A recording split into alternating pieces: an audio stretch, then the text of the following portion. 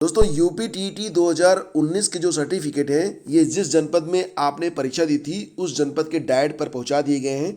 कुछ जनपद इसका वितरण कार्य भी शुरू कर चुके हैं। कुछ जनपद अभी इसके लिए थोड़ा सा अपना नियमावली बना रहे हैं, जैसे कि प्रयागराज है तो वहाँ पर अभी वितरण कार्य शुरू नहीं हुआ है। तो दोस्तों आपको बता दें कि यूपी टीईटी 2019 का जो परिणाम था वो फरवरी में आया था, फरवरी 2020 में। और नियमानुसार 1 महीने के अंदर अंदर सर्टिफिकेट भी दे दिए जाने थे, लेकिन कोरोना आ गया था बीच में। हालांकि कोरोना अभी भी चल रहा है, लेकिन कोरोना आ जाने की वजह से इसका जो छपाई कार्य था वो नहीं हो पाया था और इसकी वजह से काफ़ी देरी हुई। तो लगभग 10 महीने के बाद ये जो सर्टिफिकेट है ये आप तक डाइट के माध्यम से पहुंच जाएंगे। तो डाइट पर सारे सर्टिफिकेट भेजे जा चुके हैं, यानी कि छपाई का जो कार्य है वो पूरा कर लिया गया और 1 सप्ताह पहले ही डाइट पर इसे भेजने का कार्य जो था वो पूरा कर लिया गया था। दोस्तों आपको याद दिला दें कि यूपी टीईटी में पिछली वर्ष जितने लोग प्राइमरी में सफल हुए थे उससे बहुत कम लोग जूनियर में सफल हुए थे। और जैसा कि आप लोग जानते हैं जूनियर में इस बार वैकेंसी भी आने वाली है, तो निश्चित रूप से इस बार जो नए आवेदन होंगे यूपी टीईटी में उसमें जूनियर के लिए ज़्यादा जोर लोग रखेंगे, क्योंकि प्राइमरी की परीक्षा तो लोग बहुत सारे लोग, जैसे कि पिछली बार जो परीक्षा हुई थी उसमें 29.74% लोग तो प्राइमरी में सफल हो गए थे। ठीक है, 2,94,635 लोग।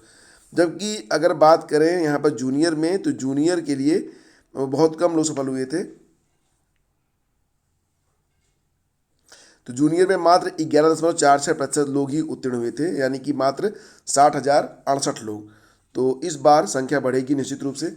और 69,000 शिक्षक भर्ती में ऐसे लोग जो लोग आवेदन करते समय अपने प्राप्तांक को मूल प्राप्तांक से अधिक भर दिए थे, तो जो संशोधन के लिए विज्ञापन जारी हुआ था उसमें ये कहा गया था कि जो अधिक प्राप्तांक वाले हैं उनका जो आवेदन है निरस्त कर दिया जाएगा। फिलहाल उनको राहत दे दी गई है और इसके लिए अब डीएम और बीएसए से सभी तथ्यों का उल्लेख कर शासन को भेजने के निर्देश दिए गए हैं। तो ये जो पूरा मैटर है इसमें यही अच्छी बात निकल के सामने आई है कि इनको भी राहत मिल गई है जिन लोगों ने प्राप्तांक अधिक भरे थे। हालांकि जो पिछली बार नियम जारी हुआ था उसमें यही कहा गया था कि जिन लोगों ने प्राप्तांक अधिक भरे हैं उनका आवेदन निरस्त हो जाएगा और जो लोग कम भरे हैं प्राप्तांक उनको जो है त्रुटि संशोधन का मौका दिया जाएगा।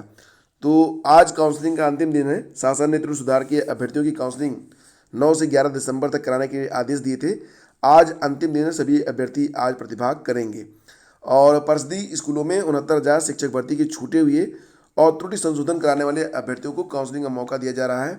गुरुवार को 80 प्रत्यावेदन त्रुटि संशोधन संबंधी बीएसए कार्यालय में प्राप्त हुए हैं। तो ये जानकारी हो गई और इसी के साथ आपको एक अच्छी खबर देते हैं। आरओ हाई कोर्ट में जो समीक्षा अधिकारी, सहायक समीक्षा अधिकारी की भर्ती आने वाली है उसके बारे में दोस्तों सूचना ये प्राप्त हो रही है कि लगभग 400 से लेकर 450 के बीच में पदों की संख्या होगी और ये विज्ञापन आपको जनवरी तक देखने को मिलेगा। ठीक है, जनवरी 2021 तक ये विज्ञापन आपको देखने को मिलेगा। बहुत ही प्रतिष्ठित पद है फ्रेंड्स, इसकी तैयारी आप लोग अभी से करें और करंट अफेयर्स आप लगातार पढ़ते रहें, क्योंकि करंट जो होता है वो लगभग 1 साल पुराना पूछा जाता है। और इस चैनल पर स्टडी विद ज्ञान प्रकाश पर करंट अफेयर्स की जो सीरीज चल रही है उससे बेहतर करंट आपको किसी अन्य चैनल पर नहीं मिलेगा। अगर आपने अभी तक वॉच नहीं किया है तो एक बार आप हमारे करंट अफेयर्स की वीडियो को वॉच करिए, आपको खुद ही फ़र्क नज़र आ जाएगा कि टू दी पॉइंट और बिल्कुल सटीक शब्दों में किस प्रकार से करंट अफेयर्स को स्टडी किया जाता है बहुत ही कम समय में, और इसकी पीडीएफ भी प्रोवाइड की जाती है।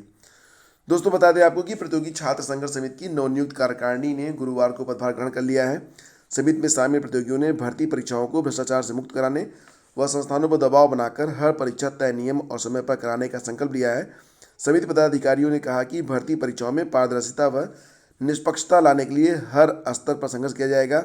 समिति में अवनीश पांडे अध्यक्ष बने हैं, ममता श्रीवास्तव उपाध्यक्ष बनी हैं, शिल्पी स्वरूप सरोज महासचिव और प्रेम सिंह रघुवंशी और अमित सिंह संगठन मंत्री और इसी प्रकार से अन्य पदाधिकारियों का नियुक्ति किया गया है। और इसी के साथ आपको बता दें कि केंद्रीय शिक्षा मंत्री रमेश पोखरियाल निशंक ने बताया है कि जेई मेंस की परीक्षाओं को वर्ष 2021 में 4 बार तक कराने की संभावनाओं को परखा जा रहा है। इसे लेकर सभी पक्षों से विचार विमर्श हो रहा है। जल्दी जानकारी दी जाएगी। यदि ऐसा होता है तो पहली परीक्षा फरवरी के अंत में होगी, बाकी 3 परीक्षाएं मार्च, अप्रैल और मई में कराई जाएंगी। तो हर बार इन परीक्षाओं के लिए 3 से 4 दिन का समय मिलेगा। फिलहाल जेई मेंस की परीक्षा अभी साल में 2 बार ही हो रही है।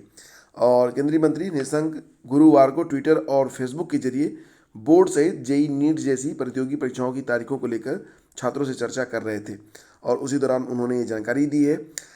सिपाही भर्ती 2018 के रिक्त पदों को अगली भर्ती के लिए कैरी फॉरवर्ड किए जाने को इलाहाबाद हाई कोर्ट में याचिका दाखिल कर चुनौती दी गई है।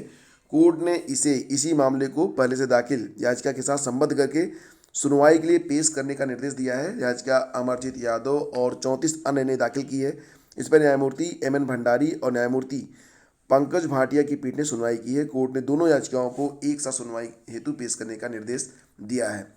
सीजीएल 2018 स्किल टेस्ट परीक्षा 18 और 19 दिसंबर को है। छोटी छोटी न्यूज है लेकिन आपके काम की है, तो इसे भी हम लोग न्यूज़ सेशन में शामिल कर लेते हैं। और दोस्तों आपको एक बहुत ही अच्छी बात बताते हैं, नए संसद भवन की आधारशिला रख दी गई है, यानी कि नया संसद भवन बनने जा रहा है। और इसकी आधारशिला रखते हुए प्रधानमंत्री नरेंद्र मोदी ने कहा है कि नया भवन ऐतिहासिक और देश के लोकतांत्रिक इतिहास में मील का पत्थर होगा। नया भवन 21वीं सदी के भारत की आकांक्षाओं को पूरा करेगा। उन्होंने कहा कि जैसे इंडिया गेट से आगे नेशनल वार मेमोरियल ने नई पहचान बनाई है, वैसे ही नई इमारत अपनी पहचान स्थापित करेगी। आने वाली पीढ़ियां नए संसद भवन को देखकर गर्व से कहेंगी कि यह स्वतंत्र भारत में बना है और आज़ादी के 75वें वर्ष का स्मरण करके इसका निर्माण किया जा रहा है। तो दोस्तों नए संसद भवन के लिए आधारशिला रख दी गई है। और ये थी आज की सारी updates. Thank you so much for watching the video. अगर आपको सेशन पसंद आता है दोस्तों तो इसे लाइक और शेयर भी आप लोग कर दिया करें। बहुत बहुत धन्यवाद। और डेली करंट अफेयर्स का जो नया वीडियो होता है वो लगभग 12 बजे अपलोड होता है और इसकी PDF भी आपको दी जाती है, तो बहुत ही सटीक आपके लिए होगा। अगर आप यूपी SSSC पेट RO परीक्षा, यूपी PCS, साथ साथ विधानसभा RO की तैयारी कर रहे हैं और अन्य परीक्षाएं लाइक अगर आप KVS NVS कोई भी टीचर्स एग्जाम हो, UGC नेट, सभी के लिए जो प्रश्न होते हैं बिल्कुल मुफीद बैठते हैं और टू दी पॉइंट ही यहाँ पर डिस्कशन किया जाता है। Thank you so much. Have a great day. जय हिंद।